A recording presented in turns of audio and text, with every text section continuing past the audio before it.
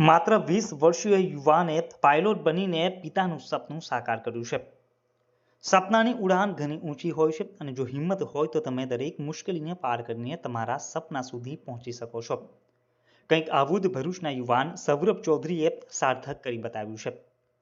20 વર્ષીય સૌરભ ચૌધરીએ તાલીમ લઈ કુલ 200 કલાક પૂર્ણ કરીને પાયલોટ બનવાનું લાયસન્સ પ્રાપ્ત કર્યું છે. મૂળ હરિયાણાના ચૌધરી પરિવારના દીકરા સૌરભ ચૌધરીએ 5 વર્ષની ઉંમરનું સપનું હતું પાયલોટ બનીને ઊંચી ઉડાન ભરવાનું. આજે આ ચૌધરી પરિવારના દીકરાએ પોતાના સપનાને સાકાર કરીને તેના પિતાનું અને સાથોસાથ ચૌધરી પરિવાર અને ભરૂચ જિલ્લાનું પણ ગૌરવ વધાર્યું છે. 20 વર્ષીય સૌરભ જ્યારે પહેલી વખત પ્લેનમાં બેઠો હતો ત્યારે તેની ઉંમર માત્ર 5 વર્ષની હતી અને તેના પિતાની ઈચ્છા તો પોતાની મોટી દીકરીને પાયલોટ બનાવવાની હતી, પરંતુ કોઈ કારણોસર એ શક્ય નહીં બનતા આખરે તેમના પિતાની ઈચ્છા પાયલોટ બનીને પુત્રએ પૂર્ણ કરી છે.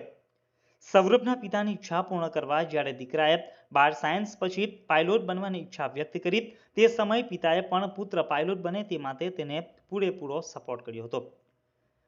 જો સૌરભના અભ્યાસની વાત કરવામાં આવે તો તેને 12 સાયન્સ કર્યા, DGCAમાં એડમિશન લઈ 70% ઉપર પાસિંગ માર્ક્સ મેળવી સૌપ્રથમ પૂના ખાતે નાના એરક્રાફ્ટ ઉડાવ્યા હતા. ત્યારબાદ તેઓ પ્રથમ વખત ઇન્ડોનેશિયા બોઈંગ 737 પ્લેનમાં ટ્રેનર પાયલોટ તરીકે ફરજ બજાવી હાલ જ પોતાના ઘરે 2 દિવસ અગાઉ ભરૂચ પરત ફર્યા છે. મીડિયા સાથે વાત કરતા તેઓએ જણાવ્યું હતું કે આવનાર વર્ષ 2024 સુધીમાં તેઓ સ્વતંત્ર પાયલોટ કેપ્ટન બની બોઈંગ વિમાન ઉડાવવાની તેઓ તૈયારી કરી રહ્યા છે. आपका नाम? चौधरी सौरभ। आप क्या करते थे और कैसे पायलटिंग में आप आए? अच्छा, तो एक्चुअली मैं जब मेरा 12th का एग्ज़ाम था तो वो कोविड बैच था मेरा 2021।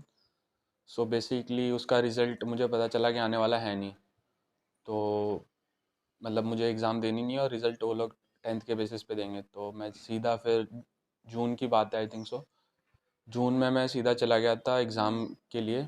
सो बेसिकली एग्ज़ाम देने होते हैं जो एक DGCA है, इट्स अ रेगुलेटरी बॉडी जो पूरा सिविल एविएशन का सब कुछ डॉक्यूमेंट एंड ऑल स्टफ देखती है।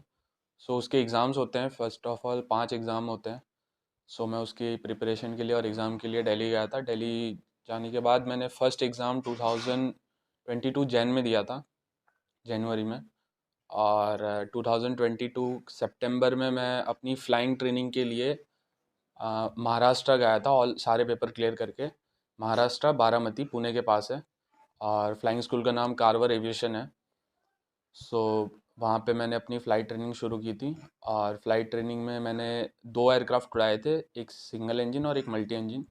सो सिंगल इंजन में मैंने सेस्ना 172 उड़ाया था, जो मैंने उसमें 185 आवर्स किए थे, और 15 आवर्स मैंने P-68 चार्ली में किया था, जो पार्टेनेवा 68 चार्ली बोलते हैं उसे। वो मल्टी इंजन है और उसमें मैंने 15 आवर्स किए थे। सो बेसिकली लाइसेंस लेने के लिए 200 आवर्स की ट्रेनिंग होनी चाहिए इंडिया में, और फिर मैंने 200 आवर्स की ट्रेनिंग की थी और CPL लाइसेंस के लिए अप्लाई किया था। और जैसे ही मुझे लाइसेंस मिला था 2023 अगस्त में, फिर मैं चला गया था बोइंग 737 की टाइप रेटिंग करने, जो जेट इंजन एयरक्राफ्ट है जो एयरलाइन में यूज़ होता है।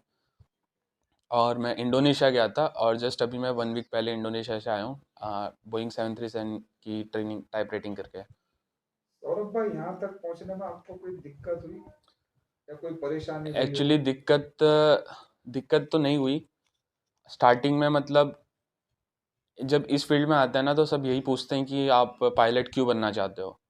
सो बेसिकली स्टार्टिंग में जो मेरी सिस्टर है उनको मेरे पापा चाहते थे कैबिन क्रू बनना, और मैं खुद हरियाणा से हूँ, हमारी फैमिली हरियाणा से है। सो बेसिकली ये पायलट और इतना कुछ होता नहीं है, मतलब वहाँ पे ये डिफेंस में आर्मी में ये सब ही होता है, तो मुझे कुछ पता भी नहीं था। सो पापा चाहते थे कि बहन कैबिन क्रू बने, बट कुछ फैमिली इशू के कारण नहीं हो पाया, तो मतलब उन्होंने ही मुझे बताया था और फिर मैं भी धीरे धीरे इंटरेस्ट लेने लगा। मेरा कुछ ऐसा मुझे पता भी नहीं था और मुझे जैसे जैसे इंटरेस्ट आया मैंने शुरू किया। बस वही है, परेशानी कुछ नहीं हुई क्योंकि मुझे इंटरेस्ट था उसमें।